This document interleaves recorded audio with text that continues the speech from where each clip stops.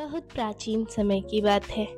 वृंदावन एक हरा भरा सुंदर और शांत गांव था, जहां लोग अपनी गायों और खेती बाड़ी पर निर्भर रहते थे। वहां के लोग सरल, मेहनती और धार्मिक थे। वे हर वर्ष देवताओं के राजा इंद्र की पूजा बड़े धूमधाम से करते थे, क्योंकि उनका विश्वास था कि इंद्र ही वर्षा करके उनकी फसलों को जीवन देते हैं।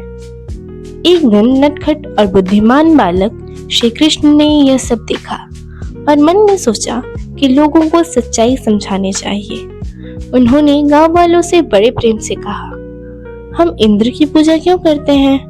हमें तो यह गोवर्धन पर्वत, हमारी गायें, पेड़ पौधे और प्रकृति ही भोजन और जीवन देती हैं। गांव वालों को पहले थोड़ा संदेह हुआ, लेकिन वे कृष्ण से बहुत प्रेम करते थे और उनकी बातों पर विश्वास करते थे।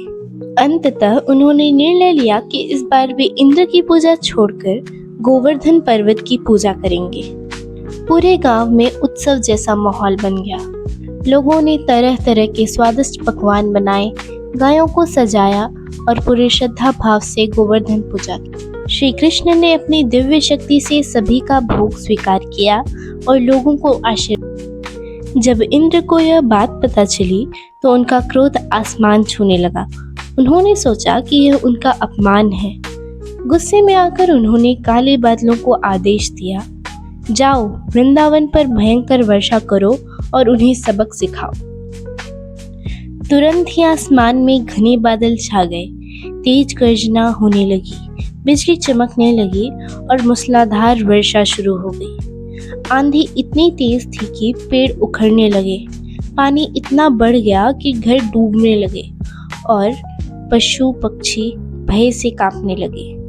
तभी सभी लोग श्री कृष्ण के पास दौड़कर आए और बोले, कृष्ण हमें बचाओ, हम बहुत संकट में हैं। श्री कृष्ण ने शांत स्वर में कहा, डरो मत, मैं हूं ना।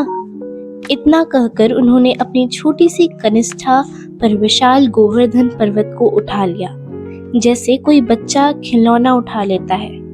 यह दृश्य देखकर सभी आश्चर्यचकित रह गए। कृष्ण ने कहा, सभी लोग अपनी गायों और सामान के साथ इस पर्वत के नीचे आ जाओ।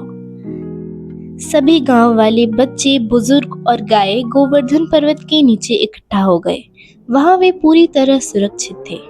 बारिश लगातार 7 दिन और 7 रातों तक होती रही, लेकिन कृष्ण बिना थके पर्वत को उठाए खड़े रहे।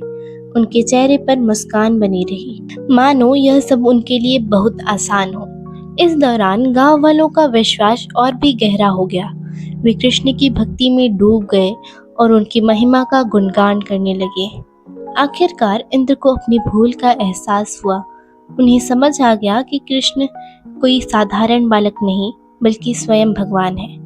वे तुरंत अपने वाहन ऐरावत हाथी पर सवार होकर वहां आए, वर्षा को रोका और कृष्ण के सामने सिर झुका दिया।